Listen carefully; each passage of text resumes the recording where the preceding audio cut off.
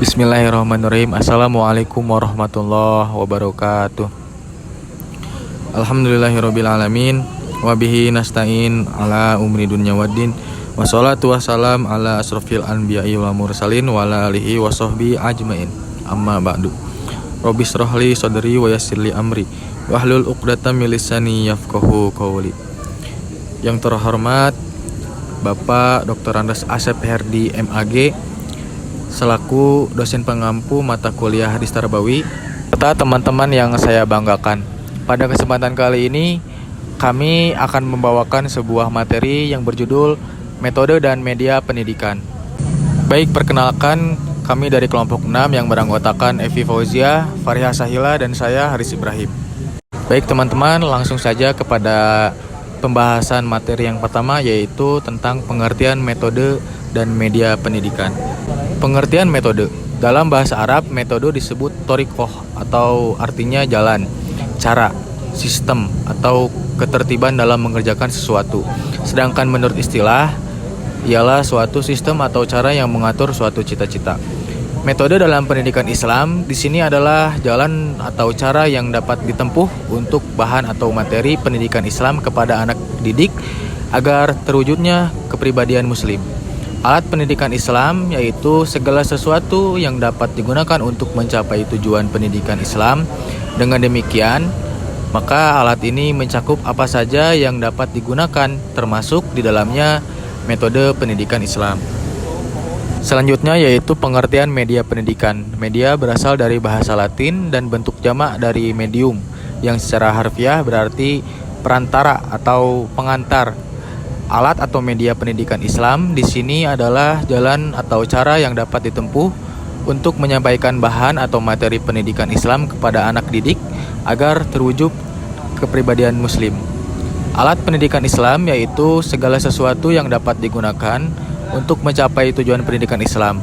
Dengan demikian, maka alat ini mencakup apa saja yang dapat digunakan dan mempunyai peranan penting, sebab alat atau media dapat digunakan untuk menuntun atau membimbing anak dalam masa pertumbuhannya agar kelak menjadi kepribadian muslim yang diridhoi oleh Allah Subhanahu wa taala. Materi selanjutnya yaitu hadis tentang metode dan media pendidikan yang akan dibawakan oleh pemateri kedua yaitu Fariha Sahila. Kepadanya dipersilakan. Baik, materi selanjutnya yaitu hadis tentang metode dan media pendidikan. Yang pertama, metode peragaan dan demonstrasi. Adapun hadisnya yaitu An Abi Hurairah qala Rasulullah sallallahu alaihi wasallam kafirul yatimi lahu aw li ghairihi ana wa huwa kahataini fil jannati wa asyara mari bisababati wal wasto rawahu Muslim, yaitu yang artinya dari Abu Hurairah radhiyallahu anhu, ia berkata, Rasulullah shallallahu alaihi wasallam bersabda, orang yang menanggung hidup anak yatim atau yang lainnya, maka saya dan dia seperti ini di dalam surga. Dan Imam Malik mengisyaratkan seperti jari telunjuk dan tengah. Hadis riwayat Imam Muslim. Dalam dunia pendidikan sekarang ini, para pendidik dianjurkan sekali untuk bisa meneladani Rasulullah SAW dalam menjelaskan pelajaran dengan menggunakan alat peraga dalam metode pengajarannya. Metode peraga ini sekarang lebih dikenal dengan sebutan media pendidikan. Media pendidikan adalah suatu benda yang dapat diindrai, khususnya penglihatan dan pendengaran baik yang terdapat dalam maupun luar kelas, yang digunakan sebagai alat bantu penghubung dalam proses pembelajaran. Media pendidikan bertujuan untuk meningkatkan efektivitas belajar siswa. Media pendidikan mengandung beberapa aspek, yaitu sebagai alat atau sebagai teknik yang berkaitan erat dengan metode pengajaran. Baik, selanjutnya metode cerita dan kisah. Adapun hadisnya An Abi Hurairah radhiyallahu anhu anna Rasulullah sallallahu alaihi wasallam qala baina rajulun yamshi fastadda alaihi al-atasu fanazala bi'ran fashariba minha summa kharaja fa idza wa huwa bikalbin yalhasu ya'kulu saro minal atosi faqala laqad balago hadza misral ladzi balago bi pamala hufahu summa amsakahu bifihi summa rokiya fasaqal kalba fasyakarallahu lahu faghafara lahu qalu ya Rasulullahi wa inna lana fil bahaimi ajron qala fi kali kabidin rotbatin ajru rawahul Bukhari, yaitu yang artinya dari Abu Hurairah radhiyallahu anhu, ia berkata, sesungguhnya Rasulullah SAW bersabda, ketika seorang laki-laki sedang berjalan-jalan, tiba-tiba ia merasa sangat haus sekali. Kemudian ia menemukan sumur, lalu ia masuk ke dalamnya dan minum. Kemudian ia keluar dari sumur, tiba-tiba datang seekor anjing menjulur-julurkan lidahnya. Ia menjilati tanah karena sangat haus. Lelaki itu berkata, anjing itu sangat haus sebagaimana aku. Kemudian masuk ke sumur lagi dan ia penuhi sepatunya dengan air. Kemudian ia haus lagi sambil menggigit sepatunya dan ia beri minum anjing itu. Kemudian Allah bersyukur kepadanya dan mengampuninya. Sahabat bertanya, wahai Rasulullah, adakah kita mendapat pahala karena kita menolong hewan? Nabi SAW menjawab, di setiap yang mempunyai limpa basah ada pahalanya. Hadis riwayat Imam Bukhari. Teknik bercerita ini adalah salah satu teknik yang baik untuk menerapkan aspek pembangunan insan karena di dalamnya mencakup seluruh metodologi pendidikan, yaitu pendidikan mental, akal, jasmani, serta unsur-unsur yang ada di dalam jiwa seseorang. Pendidikan itu melalui teladan dan nasihat. Bukti terbaik dari metode ini adalah sebagaimana setengah dari isi kandungan Al-Quran adalah tentang cerita atau kisah dalam penyampaian ajarannya. Selanjutnya metode tanya jawab. Adapun hadisnya yaitu an Abi Hurairah qala rajulun ya Rasulullah man ahaqqun nasi bihusni suhbah. Qala ummuka summa ummuka summa ummuka summa abuka summa adnaka rawahu Muslim. Dari Abu Hurairah radhiyallahu anhu berkata, ada seorang laki-laki bertanya kepada Rasul, ya Rasulullah, siapakah orang yang paling berhak saya hormati? Beliau menjawab, ibumu, kemudian ibumu, kemudian ibumu, kemudian ayahmu, kemudian yang lebih dekat dan yang lebih dekat dengan kamu. Hadis riwayat Muslim. Dari penjelasan hadis di atas, Rasulullah menggunakan metode tanya jawab sebagai strategi pembelajarannya. Beliau sering menjawab pertanyaan dari sahabatnya ataupun sebaliknya.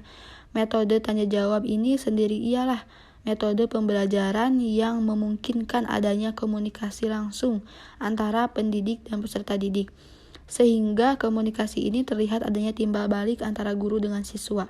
Tujuan terpenting dari metode tanya jawab ini adalah para guru atau pendidik dapat mengetahui sejauh mana para murid dapat mengerti dan mengungkapkan apa yang telah diceramahkan. Selanjutnya ada metode diskusi. Adapun hadisnya yaitu an Anasin radhiyallahu anhu qala Rasulullah sallallahu alaihi wasallam ansur akhaka doliman au madluman faqala rajulun ya Rasulullah ansuruhu idza kana madluman afara'aita idza kana doliman kaifa ansuruhu qala tahzuzuhu au tamna'uhu minal dolmi fa innaka dzalika nasruhu rawahul Bukhari, yaitu yang artinya dari Anas bin Malik radhiyallahu anhu, ia berkata, Rasulullah SAW telah bersabda, tolonglah saudaramu yang zalim maupun yang dizolimi. Mereka bertanya, wahai Rasulullah, bagaimana jika menolong orang zalim? Rasulullah menjawab, tahanlah, hentikan dia dan kembalikan dari kezaliman, karena sesungguhnya itu merupakan pertolongan kepadanya. Hadis riwayat Imam Bukhari. Jika ditelaah dari beberapa riwayat hadis, Rasulullah adalah orang yang paling banyak melakukan diskusi. Metode diskusi ini sering dilakukan oleh Rasulullah bersama para sahabatnya untuk mencari kata sepakat. Tetapi walaupun Nabi sering melakukan dan membolehkan mendidik dengan metode diskusi, akan tetapi dalam pelaksanaannya harus dilakukan dengan hikmah ataupun dengan bijak agar permasalahan dapat diselesaikan dengan baik dan tanpa ada permusuhan, karena metode diskusi berbeda dengan debat.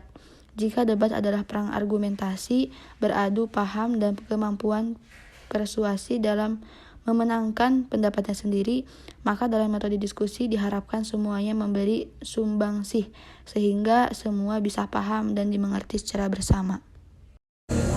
Baik, untuk selanjutnya akan disampaikan oleh materi ketiga, yaitu Evi Fauziah. Kepadanya dipersilakan.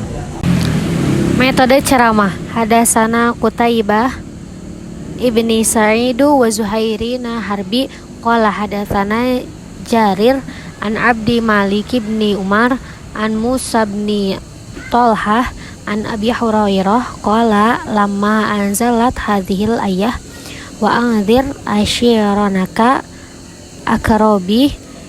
akarobina da'a Rasulullah sallallahu alaihi wasallam Quraisiyah fajtama'u fama fa'amu wa khasu faqala ya bani Ka'ab bi'lu'ay ankidu anfusikum minan nar ya bani Murad bni Ka'ab ankidu anfusikum minan nar ya bani Hashima ankidu anfusikum minan nar ya bani Abdul Muttalib unkidu anfusikum minan nar ya Fatimah angki di anfusiki minan nar fa inni la amlaka lakum minallahi syai'an ghairu anna lakum rahiman sabiluha bibilaliha.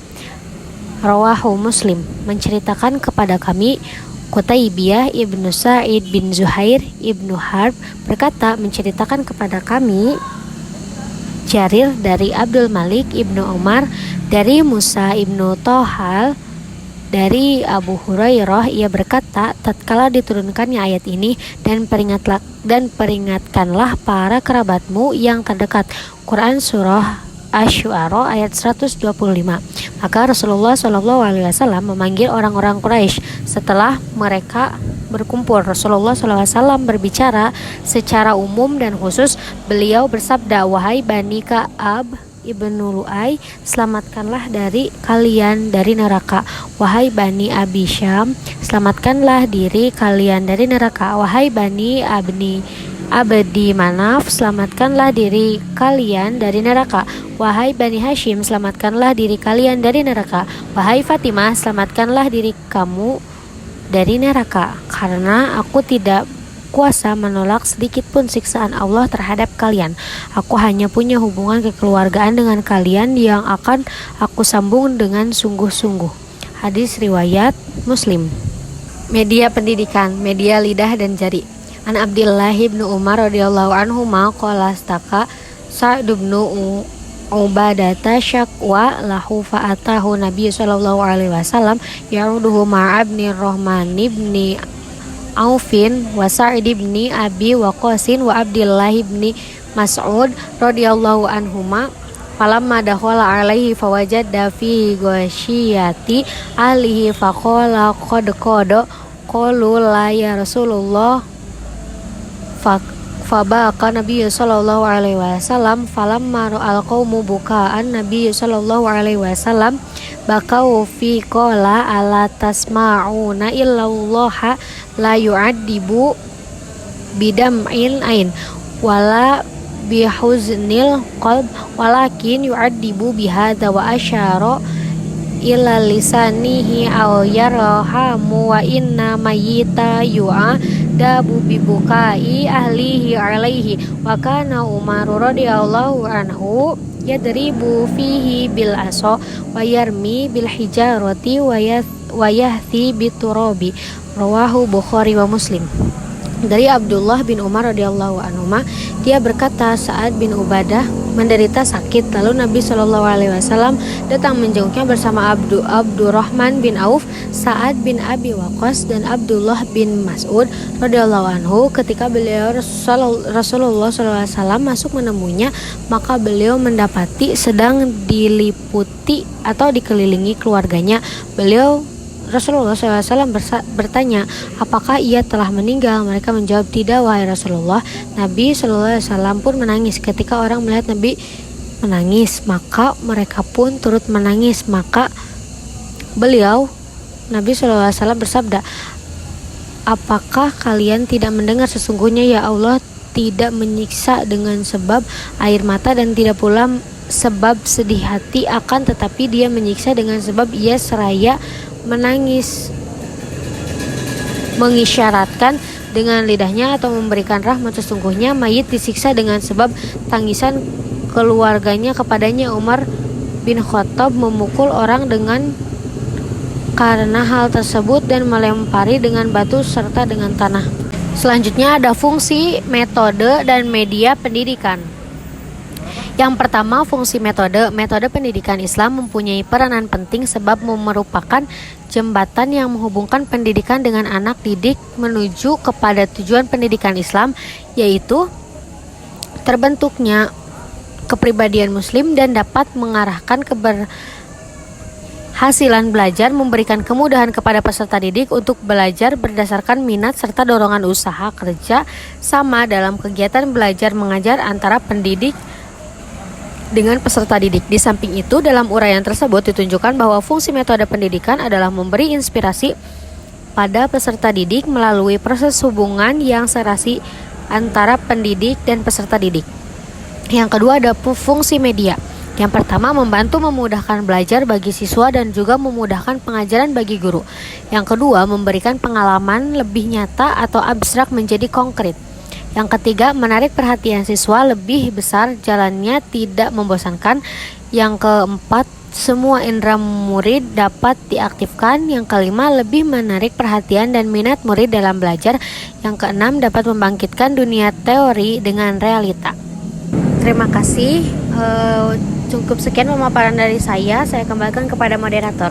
Baik teman-teman, cukup sekian materi yang kami sampaikan. Mudah-mudahan bermanfaat. Terima kasih atas perhatiannya. Kurang lebihnya mohon maaf. Wallahul muwaffiq ila aqwamit thoriq. Wassalamualaikum warahmatullahi wabarakatuh.